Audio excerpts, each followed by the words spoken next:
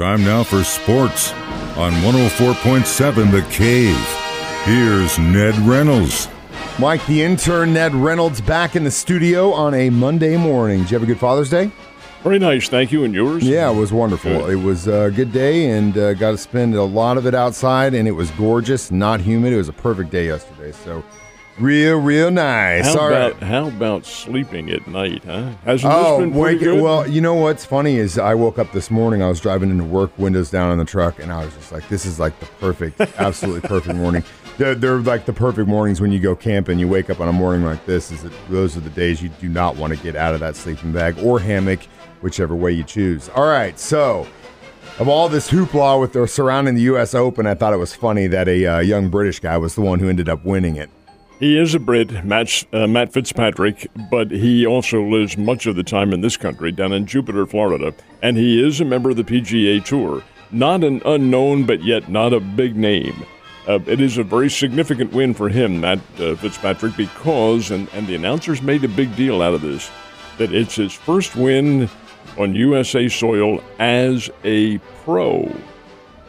He has won in this country as an amateur. In fact, in 2013, he's the United States Amateur Golf Champion.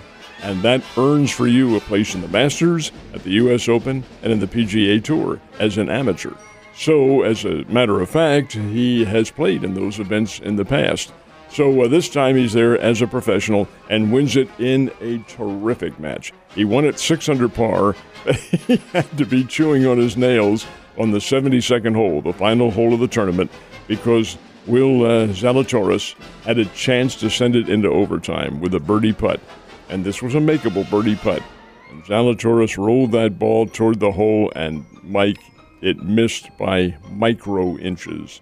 Right over. He's dreaming about it right now. It was right there. Anyway, Fitzpatrick wins the United States Open Championship, and next up is the British Open coming up in mid-July, and Tiger Woods says that he will play in this one. Well, it'll be interesting to see. So, in addition to that, the LIV Golf Tour has now applied for world rankings, kind of get them on the world stage. What does LIV mean anyway? That's a very good question. At first you think, well, it's an acronym for something. It is not an acronym. It doesn't stand for anything. It's the Roman numeral 54. Now, what that means, I must admit, in maybe Saudi Arabian culture, I don't know. LIV is not just the golf tour. It's their international financial group, backed, of course, by the Saudi Arabian government. Now, maybe 54 has some kind of a mystical meaning in the Saudi Arabian culture. That I don't know.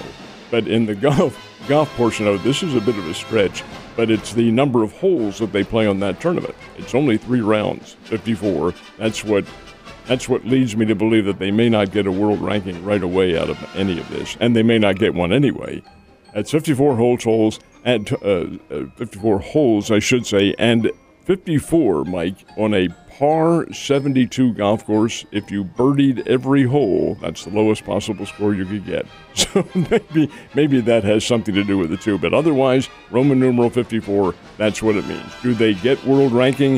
It has to pass through several committees. I honestly don't know. The LIV Tour, as it stands now, is really an exhibition. It is not a tour of... there's no cut.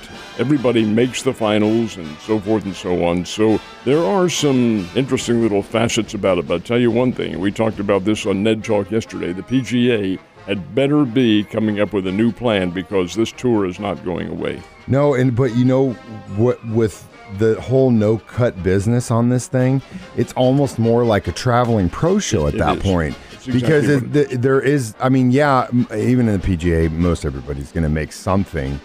But the idea of the cut makes there some sort of level of competition to keep going forward. Everybody on the cut or to the cut makes something. Those who do not don't get anything for it at all. But still, I mean, well, they're making sponsorship dollars and stuff like that. But that's a different story. Yeah, but there's still, with this one, if everyone gets paid and there's no cut, it's just, hey, look at all these pros, and yeah, that guy won, who cares? It is an exhibition, and what's being made a big name out of it is the Phil Mickelsons and the Dustin Johnsons and people like that who are on this tour.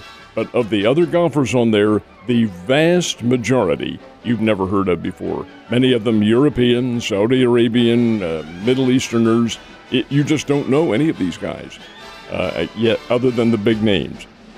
Okay, what does that mean? Well, the world rankings have to go to individuals who really deserve them. It remains to be seen what the committee decides, but they'll have to make a decision here within the next year or two. For the older guys, it makes sense to me because it doesn't matter if you win or lose. You're going to make money, so you're getting close to the end of your career. You want to keep that flow coming in because you're going to retire eventually. But for the younger guys, it doesn't make any sense to me. But again, I'm sitting here playing records, talking to Ned Reynolds, and not playing golf somewhere across the world. All right, so let's talk about the Stanley Cup Finals. Colorado just looks like they want this thing done in 2 more games. If I was going to be honest with you, Tampa Bay better do something tonight. Game 3 is tonight. It's in St. Petersburg. We'll face off at 7 o'clock. Boy, the Avalanche won that last game 7-0. But while it's a big score and it's a rout, it is still just 1 win. Not just, it is 1 win. The more score you have doesn't make any difference. All right, the bottom line is this. The Avalanche skating very well. They are quicker. They are a more finesse team than almost anybody else in the National Hockey League. Tampa Bay, the 2-time reigning Stanley Cup champions, a good team. But right now they are being outclassed, and they have to get that corrected tonight. If they get down 3-0, curtains, in my opinion. It's done. If Tampa doesn't win tonight, it's over, and that cup's going to Colorado. So before last night's Cardinals game, the team was. I read an article that in nationally televised night games they were like 7-1, which I don't know what that says about them, but they had some really good momentum, and I really thought yesterday that would continue. Unfortunately, it did not. Yeah, and that's the game of that's. Where I fault the Cardinals because they are not very consistent. Yeah, they won 11-2 on Saturday night. They knocked Boston all over Fenway Park. Here they come out Sunday and fall behind 6-1 in their game. Now, in the 2 losses, and the Cardinals did lose 2 of the 3 games. Both games, both losses, it was interesting because the Cardinals had big rallies in the 9th inning.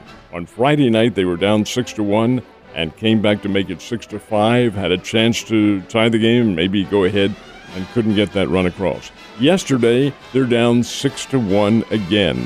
Juan Yepes, one of the all-time greats, I'm being facetious, played down here last year with the Springfield Cardinals, hit a 3-run pinch hit home run. And who did he pinch hit for? Albert Pujols. What on earth? Anyway, 3-run home run, made it 6-4. Cardinals get a few more hits. They have a chance. 2 outs. Boston, this is really the little burr in the saddle for the Cardinals. The kid they bring in, the Boston Red Sox, is a kid named Tanner Houck, Houck, and he's a pretty good pitcher. He's been around in Major League Baseball as a reliever. He's a Mizzou Tiger. Grew up in Collinsville, just on the other side of St. Louis. Rooted for the Cardinals all his life. Pitches the Red Sox to the win. Does that hurt? But you find that in pro baseball. Yeah, well, it's unfortunate they couldn't get 2 against the Red Sox, but I did like what I see, but I agree with you. Consistency, that might bite them in the end. We'll see. We also had the Royals and Springbirds playing.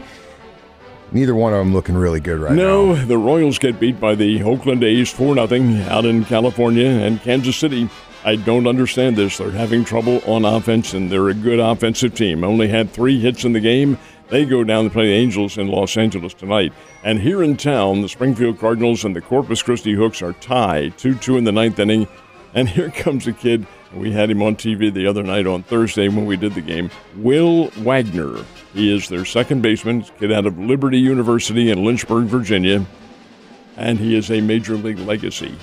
What does that mean? It means his papa played Major League Baseball. Billy Wagner, the old pitcher for the New York Mets and the Houston Astros relief pitcher, really good in his prime. Anyway, son Will hits a 2-run homer. Corpus Christi wins it by a score of 4-2. Springbirds go on the road now, but it's not very far. They're going down to Springdale, Arkansas, and play Northwest Arkansas for a week, and then come back here for another homestand coming up pre-4th of July weekend and over the 4th. I tell you, the team is capable of doing some things. They just can't seem to get it together. Well, hopefully you can get out during their next homestay because they've got a lot of cool stuff coming up for that, our nation's birthday, if you will, when they return. All right, let's whittle down to college baseball. We got the College Baseball World Series. We still have Arkansas in the hunt. When did they play? They play tonight. They play at 7 o'clock tonight, and I beg your pardon, they play at 7 o'clock tonight against Ole Miss. The preceding game is Auburn and Stanford, and that is a loser's bracket game. The loser of that one this afternoon at 1 goes home. Arkansas is playing well. They had a 17-2 win. Now, I know 17 runs, it's still only one win, but 17 runs show you what the Razorbacks are capable of doing, and they are. They're playing very well. Anyway, they'll play Ole Miss tonight. That's a Southeastern Conference game. They played before this year. So we'll see what happens. That's at 7 o'clock. One team that is gone that does surprise me a little bit is Texas. The Longhorns were gone as of yesterday. They got knocked out by Texas A&M, their arch rival. Oh, boy, does that ever hurt. Anyway, that is all part of it. The other game last night was a winner's bracket game, and Oklahoma pinned the first defeat on Notre Dame. It was Oklahoma 6, Notre Dame 2, so Notre Dame falls into the loser's bracket now. This is really good competition. Oh, it definitely is, but I'd love to see the Razorbacks get this. That'd be great, Ned. Well, you have a wonderful day, and I'll see you tomorrow.